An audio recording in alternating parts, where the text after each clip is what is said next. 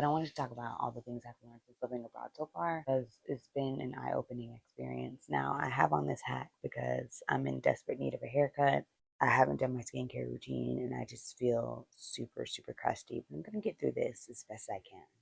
I flew in from Jamaica last night. I'm in Atlanta for a few days and then I head to Colombia.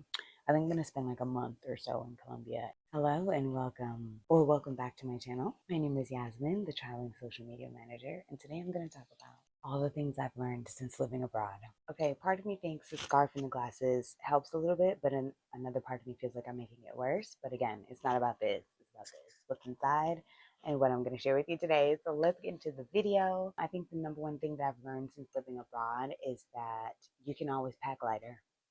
Okay. I haven't done a packing video yet because I haven't gotten a grip on packing and like what I'm going to be packing, how to make it all fit in my bag. It's just, I thought I was a minimalist girly, but I'm not. The good thing is that my bags aren't heavy. I thought I was going to be a one bag baddie, and I'm not. Pack light, but like pack lighter. Also, like the world has stuff. Like I've traveled with like a whole nail kit and all this. Like these, you can find stuff in the world. You don't have to travel with like 16 packs of pads. There are women everywhere. You can find a pharmacy in Guatemala. It's okay. I promise. It's gonna be fine. You don't need to pack all that. Pack lighter. Pack lighter than light. I'm just realizing I mainly just need my laptop, my phone, an outfit, my glasses. Let me just see. End of list. And yet I have two really full, really big bags.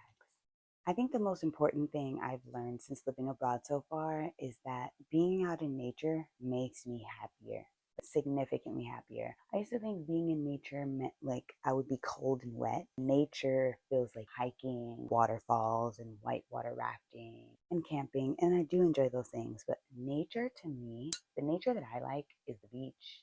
I like being in like tropical environments where it's hot and I can see all the lush greenery. I love just looking at beautiful plants and trees and things like that. But I need it to be hot. I need it to be sunny.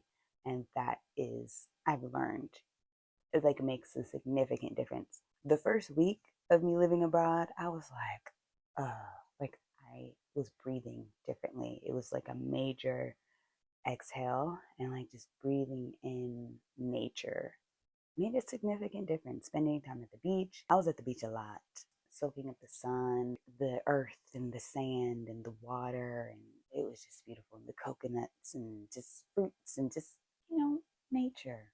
10 out of 10 has made like a major difference in my attitude. Speaking of attitude, another thing I've learned since living abroad is if you don't do something with your rage, okay, I need to put these in I statements because that's what Iyanla will want me to do.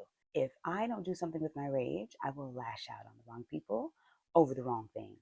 The way I channel my rage while living abroad is through yoga. I do a very heated, fiery yoga practice so that I can just get all my rage out and I can just leave it on the mat and just release. Because if I don't, baby, everybody in my proximity getting cussed out. If I don't channel my rage in some kind of way, if I don't get my heart rate up, if I don't get that energy like out of my body, then baby, I'm throwing hands. Every human possesses a wide range of emotions and feelings. I'm a fierce, fiery sign.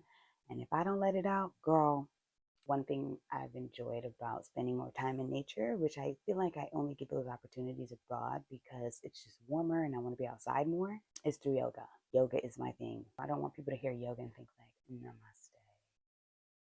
And breathe out. I think those things are important, but if you're really trying to get your heart rate going, you need to do like a more fiery practice, which is what I do. And I like to work out in the sun so that I'm sweating and it's just like, yes, yes, yes, yes. We're in a different look. I think the funniest thing about this is that I'm staying at a friend's house, and when she watches this video, if she ever watches it, she's gonna be like, this girl got all my stuff on. And I do. And I do. Don't leave me alone in your house. I'm gonna wear your clothes. At this point, all I can say is part of my appearance. I'm doing my very best. It's cold, it's rainy, and I just want to be in bed. Okay. I'm having an immediate culture shock. I flew into Atlanta like 10 hours ago, and I'm already over it.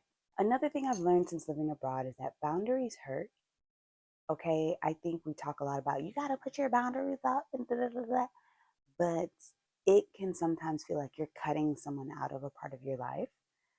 which is not necessarily the intention of putting a boundary up. A boundary, from in my opinion, is just to protect yourself from people and things that get on your nerves and like shift your vibration. And I'm just like a girl that likes to maintain a positive frequency. And if there's some negative stuff going on around me, babes, I'm gonna leave. I'm gonna step away. I'm gonna walk away. And part of the reason why I decided to move abroad in the first place is so that I can experience my own life. I come from a very close knit family, which is the reason why I have the freedom to live the way that I live, is because at the end of the day, I have a mother who loves me. And that allows me a certain sense of safety and security when I'm out in the world, because at the end of the day, I know that I'm loved, which I think is really special.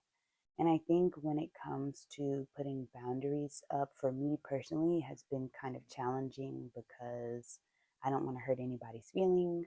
But I think what I've learned since living abroad is that boundaries hurt both sides. It hurts the person that, has been met by the boundary, and it hurts you.